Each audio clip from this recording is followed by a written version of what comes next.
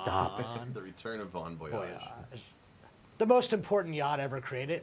It's modeled directly after my very own yacht. And there is both a boat spawn and a helicopter spawn inside the map, so... This is largely designed on your own boat.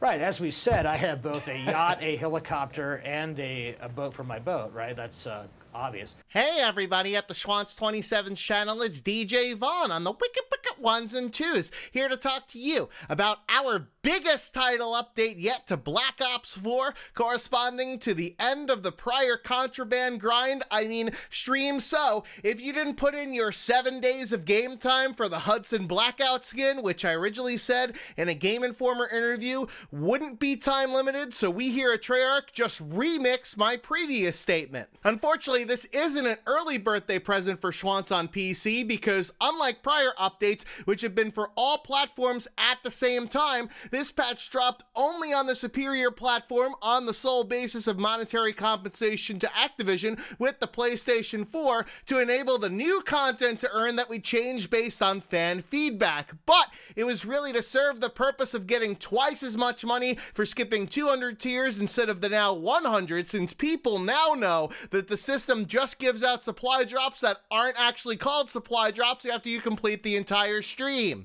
We eventually released the patch on the VCR, but it's still AWOL on the PC platform. Let's first talk about the new content. Unlocked at Tier 1 is the new specialist called Zero. And by new, I mean Outrider from Black Ops 3, but with a different hairstyle and new beepity bops, which will be the bane of everyone's existence. Her specialist equipment is the EMP grenade, which will bring back PTSD flashbacks of Black Ops 2's version, and her ability is the Ice Pick, which is basically a black hat on crack that sometimes crashes the game because we didn't implement the code correctly, and it's always good to provide players with additional ways to destroy the already underpowered score streaks. And sorry, no VSAT is planned because fun streaks would ruin the design decision of having the everyone gets a streak cooldown abilities be the center of our multiplayer world. No VSAT and MP, come on.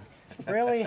I'm tired of hearing it. Continuing with the dangling carrot, there are also 3 new weapons that are in the stream, including the Secret Santa melee weapon for those that like to flail around wildly in a shooter game that is basically a gip wrap version of a crowbar at tier 25, a burst SMG called the Damon 3XB at tier 50, and finally, all the way at the end at tier 100 is the new assault rifle SWAT RFT, which despite its name that conjures up memories of Black Ops 2 is not a burst rifle.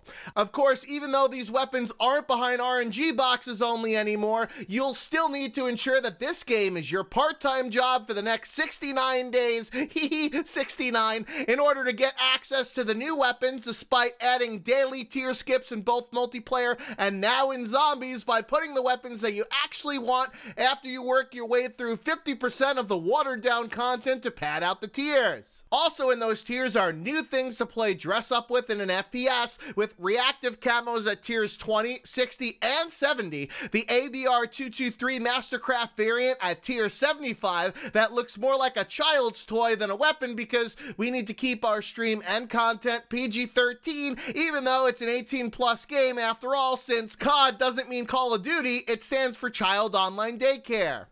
Oh my god, I'm the world's worst pilot. Would you like me to take control? Well, that pretty much sums up our relationship, right? Let's keep it PG-13 for the stream. And finally, there's Blackout skins at tier 45 with Nikolai and 95 with Dempsey for people that don't feel like going through the asinine challenges to get outfits by playing Blackout in the stupidest way possible that you can only see while doing a third-person emote, which is kind of like cheating in a first-person only battle royale game. The only decent items in the stream are found at tiers ending in 0 or 5, so you know we had to add in 80% of the fluff to ensure that player retention rates are high for our investors that can't seem to figure out that $500 million for the first 3 days is actually a good return on investment. Oh, and these two new variants that we show off in the trailer with Vampire Hunter and Valkyrie aren't in the contraband stream, of course. No, no, no. They're instead going to be black market contracts for 1,500 COD points or $15 per weapon skin, but hey, at least this time around, they're not shit that was available for pre-ordering or with special editions of the game, so that extra work of making actual new shit instead of just reusing old stuff costs more to you because it costs us more to make. Anyways, back to Blackout, there's also a new map update, which includes a contradictory fall foliage scheme in lots of areas, and the addition of snowball pickups, which is a combination of autumn and winter that we did to pay homage to the fact that climate change is essentially making seasons blend into one another now. The biggest part is a new spot in the once unsavory northwest water area now containing Hijacked as a new location modeled after the Black Ops 2 multiplayer map of the same name. Isn't it interesting that we're only bringing back Black Ops 2 things instead of Black Ops 3? I wonder if that's because nostalgia is a hell of a drug. Anyways, there's also a new vehicle called the ARAV, which has space for only 3 players since we're trying to discourage people into not playing quads because of performance issues on consoles, and unlike current vehicles, this one actually has a weapon attached with a cooldown turret that is basically a complete 180 from our design decision to make people care about ammo with something that has infinite ammo. There's a turret? And this works on a cooldown. This seems like it's overpowered. Yeah.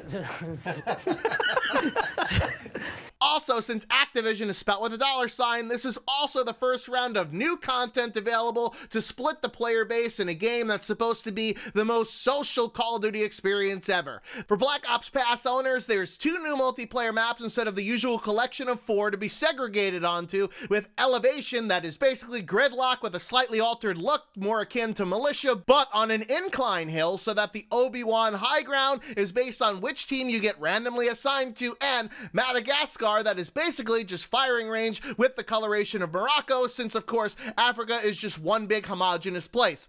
Yeah, Madagascar is also, it's the penguins, I don't know if they'll make an appearance. Maybe in the future we should get a movie tie-in in order to get Activision even more money. Anyways, even though the base part of Zombies is still somewhat broken, we also added in a brand new Zombies experience called Night of the Dead, complete with 4 all-new characters that you'll grow to not give a shit about, with that old guy from Game of Thrones. Oh right, this is PG-13. How about the Red Queen from Alice in Wonderland and the Grandpa from Peppa Pig, along with Kiefer Sutherland to remind people of how much better voice acting was back in our second Call of Duty game with World at War 10 years ago. It takes place in an English mansion, which our token Scottish developer that breathes way too hard into the mic that will remind you about werewolves being original to his home country, as well as shots at Australia, not only because it was a former British colony, but because they leaked the Zombies trophies for our new map because of an international dateline mix-up. Whoopsie! That was the in-game cinematic for Dead of the Night. Thanks, Australia. Loved it.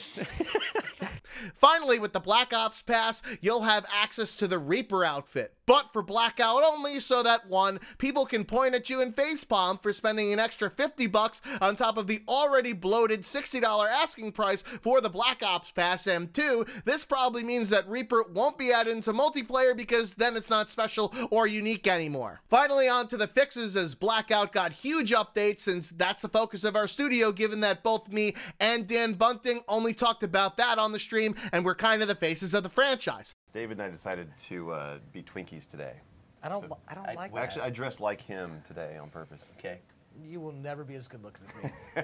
Although we were somehow nominated for Best Audio at the Game Awards, the Battle Royale part of our game needed a huge overhaul in how other objects in the world sound because it was bugged to shit. So there were some bugs. I mean, just straight up bugs where things that should include audio would not include it. We also had other map changes, like putting elevators in Hydro Dam for people that don't realize that positioning is one of the biggest elements in a Battle Royale game after all, opening up some closed buildings on both Nuketown Island and by Factory, and actually reflect on the minimap the location of the out-of-bounds areas, even though we should have just cut off the overhead map at the bounds, but doing it this way makes the map seem bigger than it actually is.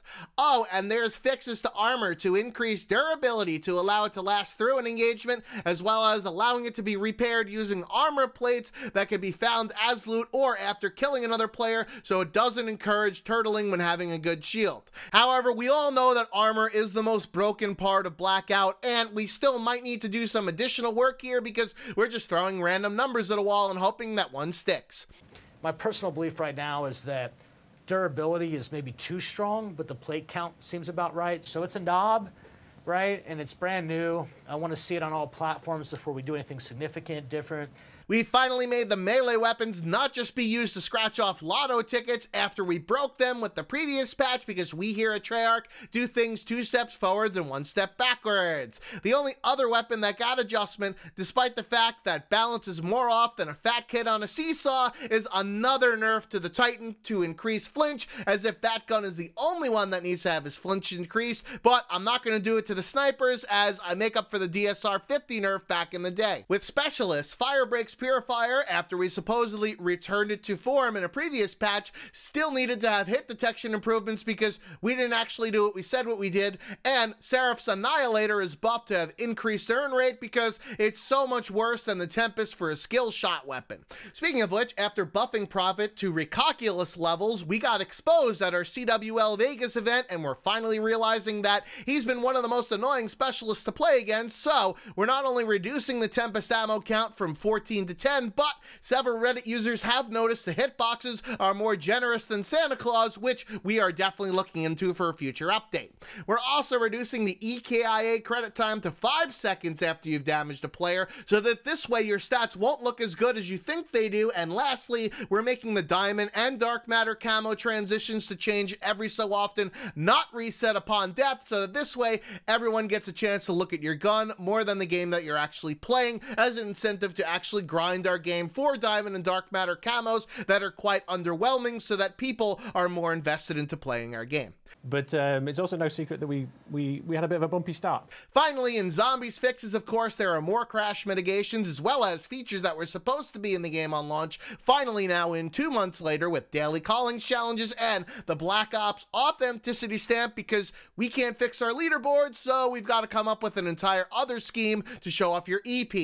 Oh, and even though we waxed poetic about CWL Vegas on our stream, which had audio issues as per usual, many of the Black Ops 4 competitive features like League Play, Gauntlets, Clans, and Teams are delayed until 2019, which means in a game with a 1-year life cycle, we're already giving players that sniff too much Gamma Labs 25% less time to play a subset of the actual game. But hey, at least you could have the CWL custom game modes to play in private matches on games battles, which will throw out your win with proof if the losing team just so happens to know people that can get the match canceled, because of course that's fair. We are Treyarch after all, outsourcing everything to other people.